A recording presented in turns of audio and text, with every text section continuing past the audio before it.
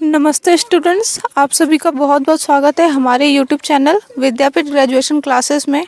मैं दिव्या आज आप लोगों के लिए लेके आई हूँ बीए फर्स्ट ईयर का पेपर फर्स्ट हिंदी, जिसका नाम है मध्ययुगीन काव्य। स्टूडेंट्स, आज हम जानेंगे विद्यापीठ का बीए फर्स्ट ईयर का क्या सिलेबस है हिंदी का, अर्थात मध्ययुगीन काव्य का। तो आइए फिर शुरू करते हैं। इसमें सबसे पहले हमें 8 कवियों के बारे में पढ़ने हैं।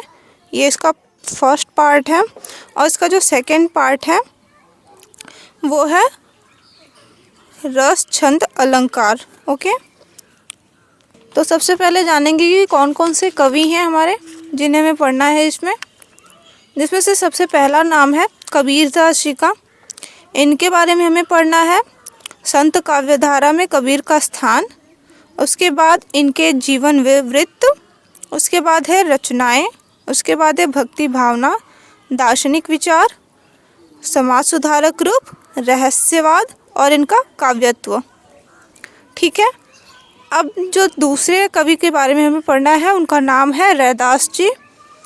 हमें इनके बारे में इनका जीवन वृत्त, इनकी प्रकाशित कृतियाँ, विचारधारा, सामाजिक चेतना, साधना पद्धति, काव्य सौष्ठव इत्यादि इनके बारे में हमें पढ़ना है। अब जो तीसरे नंबर पे कवि आते हैं उनका नाम है मलिक मोहम्मद जायसी। इनके बारे में हमें पढ़ना है सूफी प्रेम काव्यधारा में जायसी का स्थान, इनका जीवन वृत्त, इनकी रचनाएं, इनका पद्मावत का काव्य सौष्ठव और उसके बाद इनका रहस्यवाद।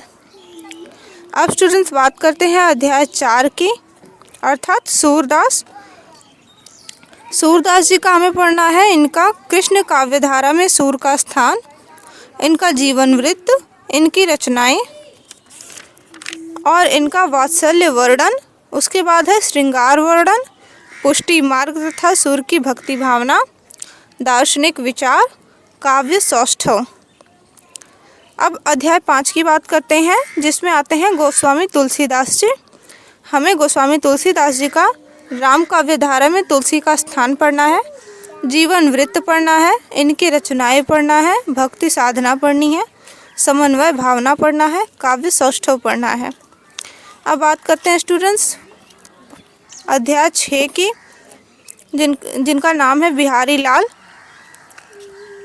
इन बिहारी लाल जी का हमें पढ़ना है जीवन वृत्त, मुक्तक काव्य परंपरा में बिहारी का स्थान, श्रृंगार वर्णन, दोहों का वैशिष्ट्य, भाषा। उसके बाद है घनानंद जी। घनानंद जी का हमें पढ़ना है जीवन वृत्त, रचनाएं, प्रेम व्यंजना, विरह वर्णन, काव्य सौष्ठव, भूषण, जीवन वृत्त,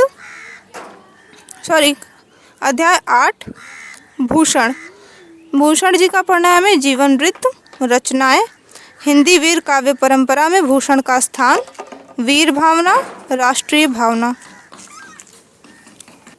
ये सब भी जो हम लोगों ने अभी जाना है, ये जो हमारे लॉन्ग क्वेश्चन आते हैं और शॉर्ट क्वेश्चंस आते हैं, अति लघु उत्तरी और दीर्घ उत्तरीय क्वेश्चन आते हैं, वो इन्हीं सब में से आते हैं। अब हम बात करते हैं अपने मूल पाठ की, तो कबीरदास जी का हमें पढ़ना है साखी शब्द। ठीक है, उसके बाद है रैदास जी का हमें पद पढ़ना है। मलिक मोहम्मद जायसी हैं उसके बाद, जिनका हमें मानसरोदक खंड और नागवती वियोग खंड पढ़ना है। उसके बाद आते हैं सूरदास जी, जिसका हमें सूरसागर पद पढ़ना है। उसके बाद है गोस्वामी तुलसीदास जी, जिनका हमें रामचरितमानस, गीतावली, विनय पत्रिका पढ़ना है। उसके बाद है बिहारी लाल जी के दोहे पढ़ने हैं। घनानंद जी हैं और उसके बाद में भूषण जी हैं, इनकी हमें कविताएं पढ़नी हैं। ठीक है, अब जो हमें रस छंद अलंकार पढ़ने हैं, अब हम उसकी बात कर लेते हैं। तो सबसे पहले तो हमें इसमें रस में कौन कौन से रस पढ़ने हैं ये जानते हैं। अच्छा, इसमें और क्या खास बात है, जो भी हम काव्य करते हैं उसमें हम नॉर्मली उसका अर्थ लिख देते हैं या हम उसका व्याख्या कर देते हैं, बट स्टूडेंट्स हमेशा जैसे सब लोग कहते हैं कि नंबर्स कम आते हैं हिंदी में, तो हमें हिंदी को उस तरीके से, उस ढंग से लिखना चाहिए कि हम इस पे नंबर उठा सकें, है ना। तो इसके लिए मैं कुछ टॉपिक्स, कुछ महत्वपूर्ण बिंदु आप लोगों को बताऊंगी, ठीक है, जिससे कि आप हिंदी में भी काफ़ी अच्छे मार्क्स अर्न कर सकते हैं। ओके, तो जैसा कि मैं बात कर रही थी आपसे कि कैसे हम लिखें इसको, उसमें कौन कौन से इम्पोर्टेंट पॉइंट्स हैं जो हमें नोट डाउन करनी चाहिए और अपने एग्ज़ाम के टाइम में, एग्ज़ाम पेपर में हमें लिखना चाहिए। ओके, तो स्टूडेंट्स, सबसे पहली चीज़ तो जब भी हम अगर हिंदी को लिख रहे हैं तो उसमें जो भी कौन से कवि के बारे में लिख रहे हैं, कौन से कवि ने, जिस कवि के बारे में हम लिख रहे हैं उनकी विशेषताएं क्या क्या हैं, जिस विशेषता को हम लिख रहे हैं उसको काफ़ी अच्छे तरीके से सजा करके, ब्लैक का बॉल पेन यूज़ हम छोटे छोटे हेडिंग्स के लिए करना चाहिए, और जो ब्लैक कलर का मार्कर पेन होता है उस पेन का इस्तेमाल हमें इम्पॉर्टेंट हेडिंग्स के लिए करना चाहिए। ओके, उसके बाद है कॉमा, अर्धविराम, ओके, जिसको कहते हैं। उसके बाद है पूर्ण विराम, ठीक है, जिसको कि हम खड़ी पाई भी कहते हैं। उसके बाद आता है इन्वर्टेड कॉमा, ठीक है। तो ये सारी चीज़ों का जितना ज़्यादा हम प्रयोग करेंगे उतनी ही ज़्यादा हमारी कॉपी जो है वो सजी हुई दिखती है, और इससे हमें ये पता चलता है कि हमें व्याकरण का पूर्ण ज्ञान है। अर्थात व्याकरण हमें इसीलिए ही सिखाया जाता है कि हम अपने हिंदी को कैसे सजा सकते हैं। जैसे अगर हम अर्धविराम हमें तब लगाना चाहिए, जैसे कोई बात अगर अधूरी रह गई है, हम लिख रहे हैं और उसके आगे भी हमें लिखना है, तो वहाँ पे अर्धविराम। अगर जैसे ही कोई चीज़ें ख़त्म हो जाती हैं, सपोज़ है के बाद में हम लोग हमेशा लगाते हैं, इट मीन्स कि वाक्य हमारा कंप्लीट हो चुका है, उसके बाद में हम पूर्ण विराम लगाते हैं, ठीक है। तो हमें अपने व्याकरण का अधिक से अधिक प्रयोग करना चाहिए हमारी लिखावट में, ठीक है। यही जो कमी होती है वो, जिसकी वजह से हिंदी में हमारे मार्क्स कम हो जाते हैं। बट अगर आप इस तरीके से हिंदी को अपना सजा करके लिखते हैं तो मुझे नहीं लगता है कि आपके मार्क्स कम होंगे। और जो भी आप इम्पॉर्टेंट लाइंस, जैसे कि आप किसी का जीवन परिचय लिख रहे हैं, राइट, तो उसके बाद में जो भी आप 2 लाइन का, 4 लाइन का जो भी कविता लिखते हैं, ठीक है, तो उसको भी आप ब्लैक और नॉर्मल ब्लैक पेन से, अर्थात बॉल पेन से मत लिखिए, उसको आप लिखिए मार्कर ब्लैक पेन और मार्कर ब्लू पेन से, राइट। तो इससे क्या है कि एग्जामिनर का फोकस हमारी कॉपी पे बहुत ही अच्छे तरीके से जाएगा, और कॉपी वो हमारी पूरी तरीके से पढ़ करके मेहनत से चेक करेंगे, तो हमें नंबर भी अच्छी मिल जाएंगे। ओके, तो हम बात कर रहे थे अब रस, छंद, अलंकार की। तो हमें कौन कौन से रस पढ़ने हैं, कौन कौन से छंद पढ़ने हैं, कौन कौन से अलंकार पढ़ने हैं, ठीक है। तो सबसे पहले हम बात करते हैं रस का, कि हमें बीए फर्स्ट ईयर में कौन कौन से रस पढ़ने हैं, ठीक है। इसमें सबसे पहला नंबर आता है श्रृंगार रस।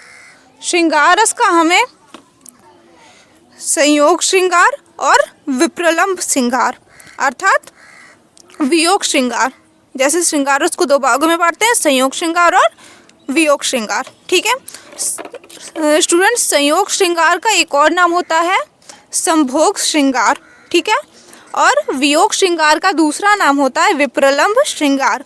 तो आप अगर पेपर में आए तो कंफ्यूज मत होइएगा। ओके, अब उसके बाद में बात करते हैं हास्य रस की।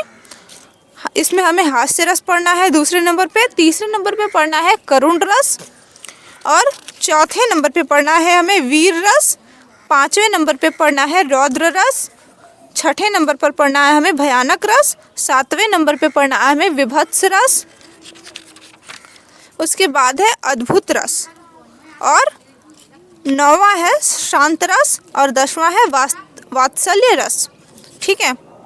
और हमारे जो अभी ये हम 8 कवि पढ़ने वाले हैं, मैं इन्हीं में से आपको बता दूंगी कि आप इनमें से किन किन का उदाहरण याद कर सकते हैं, कौन से कवि हैं जो ये इन सारे रस के अंतर्गत में आते हैं, ठीक है।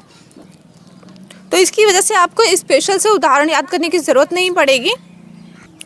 तो रस में हमें इतना ही पढ़ना है। आगे हम आते हैं छंद के बारे में, ठीक है, कि छंद में हमें क्या क्या पढ़ना है।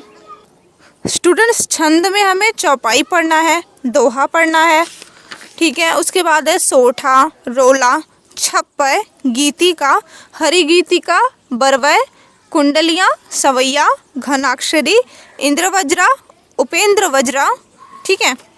और उसके बाद है मालिनी, ठीक है। तो ये 14 प्रकार के छंद होते हैं, जो ये 14 प्रकार के छंद हमें हमारे बीए फर्स्ट ईयर के हिंदी के फर्स्ट पेपर में पढ़ने हैं। अब आइए बात करते हैं अलंकार की कि कौन कौन से अलंकार हमें पढ़ने हैं। इसमें से पहला ना है अनुप्रास अलंकार, उसके बाद है योमक अलंकार, उसके बाद है श्लेष अलंकार, चौथा है वक्रोक्ति अलंकार और पांचवा है उपमा, छठवां है प्रतीप अलंकार और सातवां है रूपक अलंकार, ठीक है। आठवां है भ्रांतिमान और नौवां है संदेह, 10वां है उत्प्रेक्षा, ठीक है। 11वां है अपनुति, 12वां है विभावना, ठीक है। और 13वां है अनन्वय, 14वां है व्यतिरेक, 15वां है असंगति। ये तो सारे जो 15 तरीके के हमें छंद हैं वो हमें पढ़ने हैं। ये हमारे बीए फर्स्ट ईयर के सिलेबस में आता है, ठीक है। लेकिन इसमें से जो बहुत ही ज़्यादा इम्पोर्टेंट होता है वो है चौपाई, दोहा, सोठा, रोला। और अलंकार की बात करें तो अलंकार में अनुप्रास, यमक, श्लेष, उपमा, वक्रोक्ति, रूपक, ये सारे बहुत ही ज़्यादा इम्पोर्टेंट है, ठीक है। उत्प्रेक्षा है उसके बाद, ठीक है। तो ये सारी जो अलंकार है वो बहुत ही ज़्यादा इम्पोर्टेंट है। अब रस की बात करते हैं कि रस में कौन कौन सा बहुत ज़्यादा इम्पोर्टेंट है, और मैं इसको आपको नेक्स्ट वीडियो में अच्छे तरीके से बताऊंगी भी, समझाऊंगी भी और उदाहरण के साथ कि कैसे हम इसको ढूंढ सकते हैं, ठीक है। अलंकार में रस में आपको श्रृंगार रस, उसके बाद है हास्य रस, करुण रस, उसके बाद है वीर रस, रौद्र रस, भयानक रस, शांत रस, वात्सल्य रस, विभत्स रस, ये सारी इम्पोर्टेंट हैं। तो इनको हम अब जानेंगे नेक्स्ट वीडियो में, जब हिंदी के प्लेलिस्ट में आपको जाकर के ये मिल जाएगा, ठीक है। तो स्टूडेंट्स, आगे हमसे जुड़े रहने के लिए आप हमारे चैनल को प्लीज़ सब्सक्राइब कीजिए और हर वीडियो को आप एंड तक देखिए, ठीक है। एंड तक देखेंगे तभी आपको पता पड़ पाएगा कि कौन सा कितना ज़्यादा इम्पोर्टेंट है। और अगर आपको वीडियो अच्छी लगे तो आप प्लीज़ इसे लाइक कीजिए, शेयर कीजिए, और अगर आपके कोई कमेंट्स हैं तो आप प्लीज़ इसको कमेंट्स कीजिए। Thank you so much. आज के लिए इतना ही।